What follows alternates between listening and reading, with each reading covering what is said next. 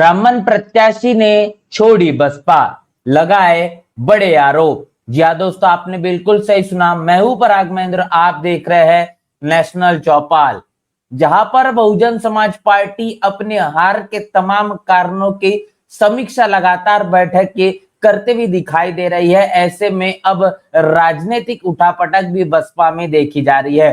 ऐसे में बता दें कि फैजाबाद लोकसभा सीट से एक बड़ी खबर निकल कर आ रही है, जहां पर सच्चिदानंद पांडे सचिन इनको चुनावी मैदान में उतारने का काम बहुजन समाज पार्टी के जरिए किया गया था और फैजाबाद अयोध्या लोकसभा सीट से इन्होंने बड़ी ही मजबूत दावेदारी पेश की थी। लेकिन अब सच्चिदानंद पांडे इन्होंने अपने सोशल मीडिया प्लेटफॉर्म से अपनी एक प्रेस विज्ञप्ति जारी की है और इसके साथ साथ अपने इस प्रेस विज्ञप्ति में तमाम उन्होंने जो बातें कही है, जो उन्होंने तमाम एलिगेशन लगाने का काम किया है, बहुजन समाज पार्टी को लेकर तमाम जो बड़े सवाल उठाए हैं, उन तमाम चीजों को लेकर अब उन्होंने बहुजन समाज पार्टी के प्राथमिक सदस्यता से इस्तीफा दे दिया है। आखिर सच्चिदानंद पांडे इन्होंने क्या कुछ कहा है, वो तमाम चीजें आपके साथ साझा करेंगे। और बता दें कि लगातार ये सीट काफी ज्यादा सुर्खियों में देखी जा रही थी जब से बहन मायावती ने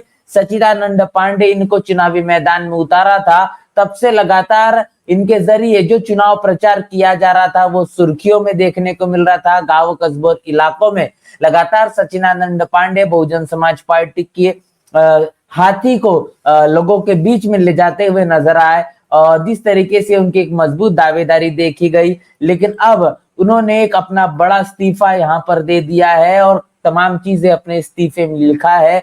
क्या कुछ लिखा गया है, किस तरीके से सच्चिदानंद पांडे इन्होंने बहुजन समाज पार्टी से निष्कासित होते हुए जो चीजें लिखी है, वो आपके साथ में सबसे पहले मैं साझा कर दूं। उसके बाद आगे हम विस्तार से इस मसले पर चर्चा करेंगे। तो क्या कुछ लिखा गया है, ये चीज आपको मैं थोड़ा साझा कर दूं।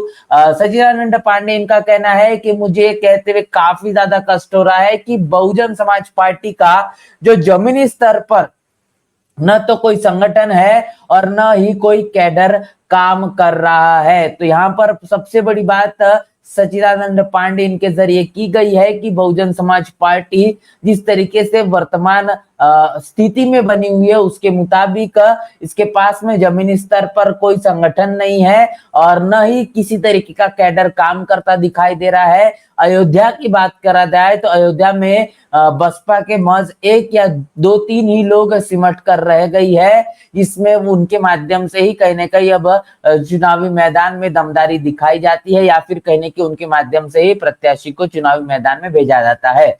इसके साथ साथ लोकसभा चुनाव में जो जिलाध्यक्ष है, उनके साथ साथ उनके जो संगठन है, उनके कार्यकर्ता है, ये अन्य बहुजन समाज पार्टी को छोड़कर अन्य दूसरे दलों के प्रत्याशी के चुनाव प्रचार में खुलेआम दिखाई दी है। ये यहाँ पर बात कही गई है। इतना ही नहीं तो उन्होंने आगे ये कहा है कि इसका प्रतिफल ये देखने को मिला कि लोकसभा चुनाव में मतलब कि सच्चिदानंद पांडे इनका जो दलित वोटर है, बहुजन समाज पार्टी का जो दलित वोटर है, वो भी उनको नहीं मिल पाया है।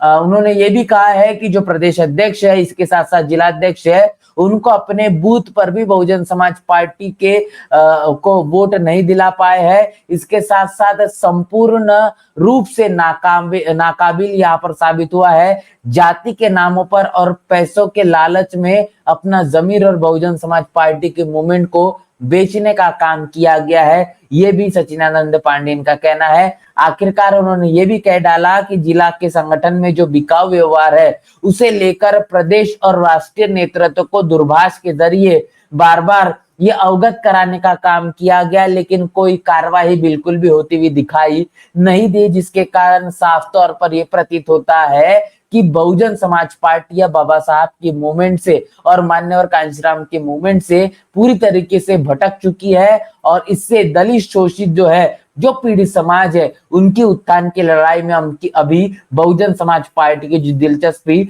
नहीं दिखाई दे रही है। और इन तमाम चीजों को ध्यान में रखते हुए बहुजन समाज पार्टी की प्राथमिक सदस्यता से इस्तीफे देने का काम, त्याग पत्र दे रहा हूं, ये बात सच्चिदानंद पांडे इनके जरिए की गई है। उन्होंने शुक्रिया अदा किया है अयोध्या लोकसभा सीट के, फैजाबाद लोकसभा सीट के तमाम मतदाताओं का, जिनके माध्यम से उनको वोट किया गया है और उन्हें आश्वस्त किया है कि जो चुनाव के दौरान उनके माध्यम से जो भी बातें कही गई थी उन तमाम बातों को वो व्यक्तिगत तौर पर पूरा करने का काम करेंगे और जनता की सेवा में फिर एक बार वो इसी तरीके से बरकरार दिखाई देंगे। अब बात ये आ जाती है कि सच्चिदानंद पांडे जिन्होंने बहुजन समाज पार्टी से अपनी चुनावी दावेदारी तो पेश की, लेकिन अब कहीं ना कहीं चुनाव के नतीजों के बाद बहुजन समाज पार्टी पर लगातार सवाल निशान खड़े उनके माध्यम से किए जा रहे हैं। और इतना नहीं तो बहुजन समाज पार्टी की राष्ट्रीय अध्यक्ष बहन मायावती, इन पर भी उन्होंने तमाम बड़े सवाल खड़े करने का काम किया गया है। बसपा का जो संगठन है वो जमीन पर कितना ज्यादा कमजोर है,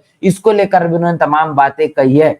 तो आप देख रहे हैं कि निश्चित रूप से चुनाव के परिणामों के बाद में हमेशा से ये देखा जाता है कि जो भी प्रत्याशी चुनावी मैदान में होते हैं, बहुजन समाज पार्टी जिनको अपना प्रत्याशी बनाती है, उसके चुनाव के नतीजों के बाद अगर नतीजे अच्छे खासे बने रहे तो निश्चित रूप से वो प्रत्याशी बहुजन समाज पार्टी में दिखाई देते हैं।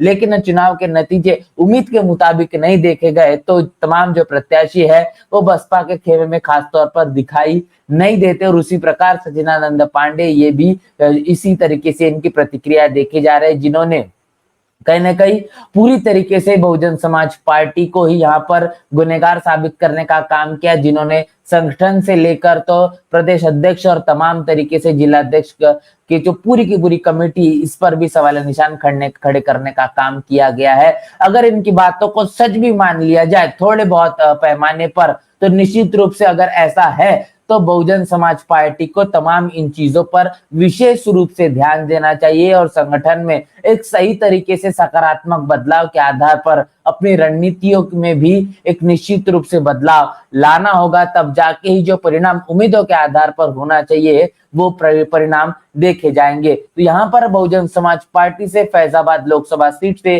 प्रत्याशी रहे सच्चिदानंद पांडे, इन्होंने अब बहुजन समाज पार्टी को इस्तीफा दे दिया है और इस त्याग पत्र के बाद में उनकी बड़ी प्रतिक्रिया भी हमने आपके साथ साझा की है। इसको लेकर आपकी क्या राय है, प्रतिक्रिया क्या है, लिखकर हमें कमेंट बॉक्स में जरूर बताएं। बने रहे नेशनल चौपाल के साथ, मिलते नए वीडियो में, तब तक के लिए जय भीम।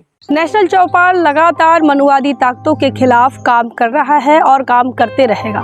बहुजन समाज से जुड़े और उसके आंदोलन से जुड़े हर खबरों को आप तक पहुंचाते रहेगा। लेकिन हमारे साधन संसाधन की कमी के कारण हम इस लड़ाई में कमज़ोर हो रहे हैं। आप तमाम साथियों से हम अनुरोध करते हैं कि नेशनल चौपाल को बचाइए, हमें आर्थिक सहयोग करें और हमें मजबूती प्रदान करें। जय भीम, जय भारत।